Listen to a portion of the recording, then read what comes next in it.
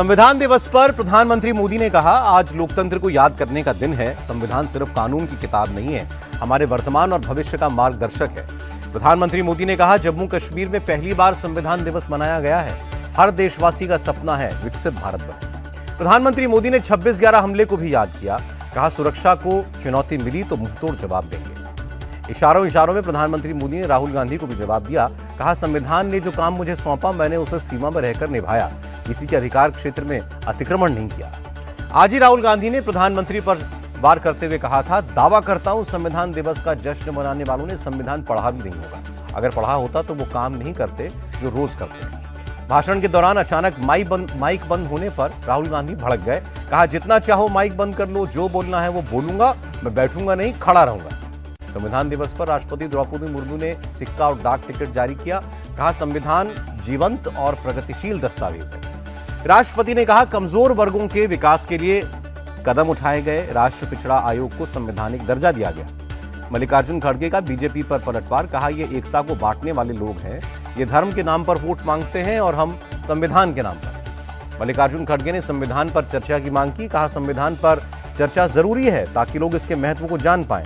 कांग्रेस ने की संविधान रक्षक अभियान की शुरुआत। दिल्ली के तालकटोरा स्टेडियम में संविधान रक्षक ऐप लॉन्च किया। कांग्रेस नेता दिग्विजय सिंह ने कहा, संविधान का पालन कहां हो रहा है? राजनीतिक फायदे के लिए सांप्रदायिक कठोरता बढ़ाई जा रही है। गृहमंत्री अमित शाह का राहुल गांधी पर हमला। कहा, संविधान सिर्फ मंचों पर दिखाने की एक पुस्तक नहीं है। बीजेपी अध्यक्ष जेपी नड्डा ने कहा, कांग्रेस ने संविधान की आत्मा को कमजोर करने का काम किया है।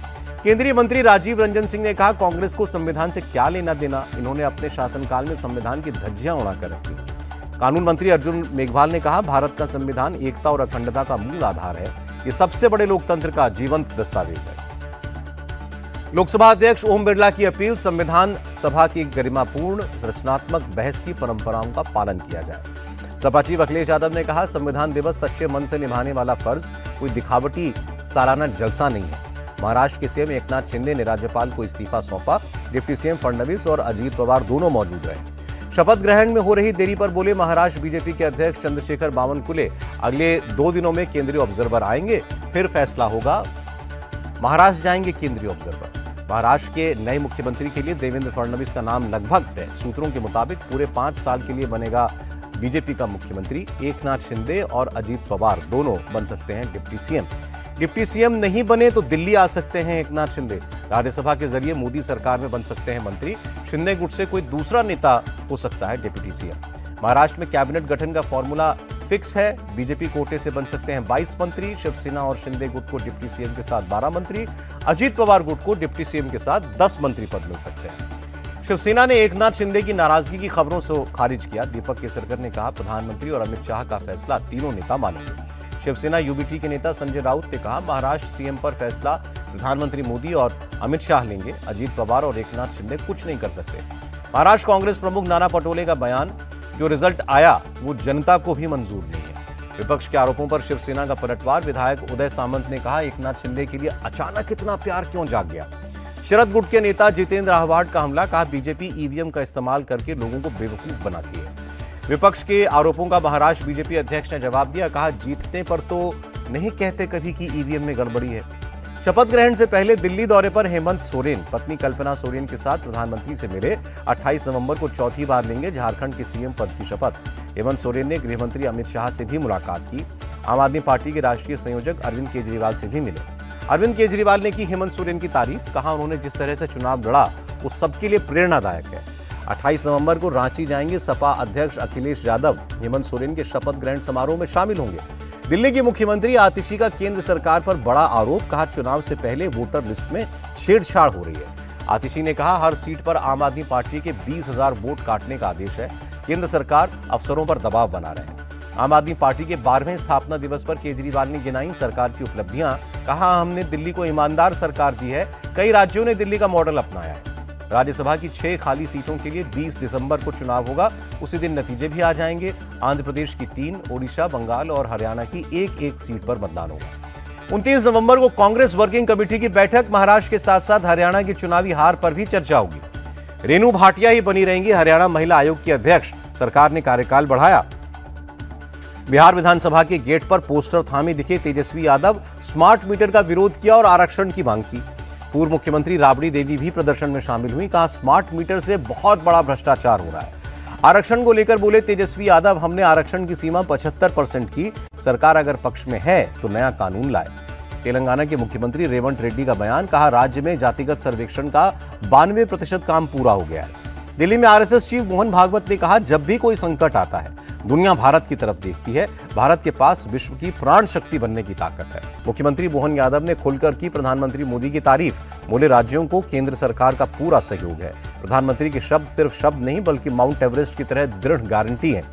लंदन में एमपी सीएम मोहन यादव का प्रवासी भारतीयों ने गर्मजोशी के साथ स्वागत किया। फ्रेंड्स ऑफ एमपी कार्यक्रम में शामिल हुए मुख्यमंत्री मोहन यादव ने फरवरी 2025 में भोपाल में आयोजित हो रहे ग्लोबल इन्वेस्टर्स समिट का आमंत्रण दिया। बोले, विकास के मामले में मध्य प्रदेश ने सभी दरवाजे खोले।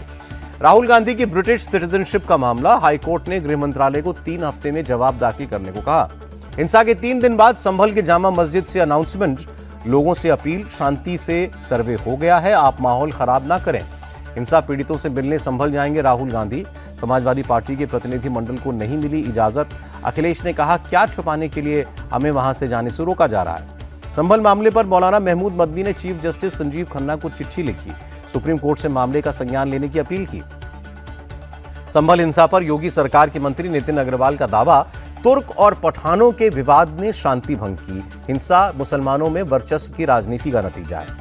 अखिलेश के आरोपों पर केशव मौर्य का पलटवार। जो खुद हिंसक हैं वो ऐसी बातें न करें। संभल की हिंसा पर डीआईजी मुनिराज का बयान। संभल में आज स्थिति सामान्य है, बाजार दुकानें खुली हैं, कहीं कोई दिक्कत नहीं है। कांग्रेस सांसद इमरान मसूद ने कहा, संभल में हिंदू मुसलमान का झगड़ा नहीं, झगड़ा पुलिस बनाम मुसलमान है। संभल हिंसा पर हुई एफआईआर में सनसनीखेज खुलासे। सब इंस्पेक्टर की पिस्तौल छीनने की कोशिश हुई, भीड़ की तरफ से पुलिस पर फायरिंग की गई। संभल में सोची समझी साजिश के तहत पुलिस पर पथराव हुआ। एफआईआर में लिखा है, हॉकी स्टिक और डंडों से भीड़ ने पुलिस पर हमला किया।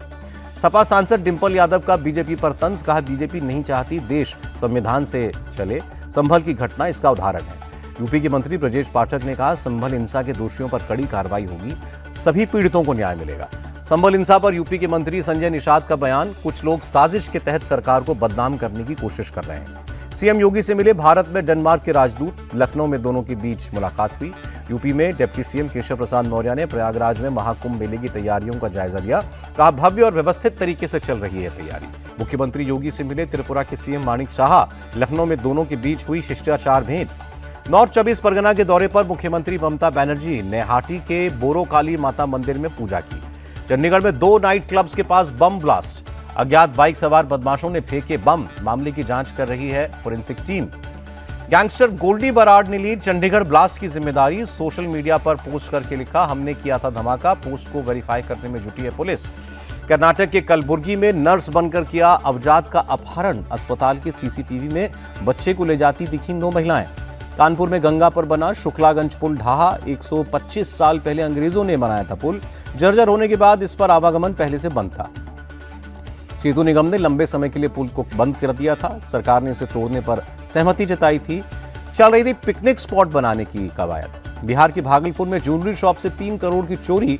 नकाबपोश अपराधियों ने दिया घटना को अंजाम। चोरी की वारदात सीसीटीवी में रिकॉर्ड हुई। पीछे के दरवाजे का ताला तोड़कर घुसे अपराधी। बाहर के लोगों को घटना की भनक तक नहीं लग सकी। हादसे पर केरल के ट्रांसपोर्ट मंत्री ने दुख जताया। कहा, लॉरी ड्राइवर का लाइसेंस और परमिट कैंसिल होगा। बेंगलुरु में 10 लाख रुपए से भरी एटीएम मशीन उखाड़ कर ले गए 2 लुटेरे। पकड़े जाने के डर से मशीन छोड़कर भागे। पुलिस ने एटीएम को कब्जे में लिया। कोलकाता में नेता विपक्ष शुभेंदु अधिकारी से मिले। आरजीकर मेडिकल हॉस्पिटल की पीड़िता के माता पिता जल्द न्याय दिलाने की मांग की। बेंगलुरु में असम की एक लड़की की निर्मम हत्या। हत्यारे ने कई बार चाकू घोंप कर दिया घटना को अंजाम। आरोपी की तलाश कर रही है पुलिस।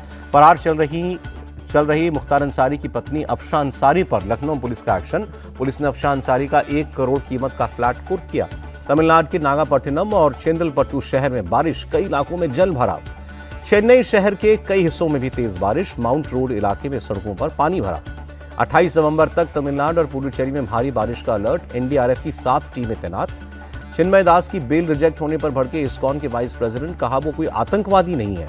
बांग्लादेश में अल्पसंख्यकों की आवाज दबाने की कोशिश हो रही है।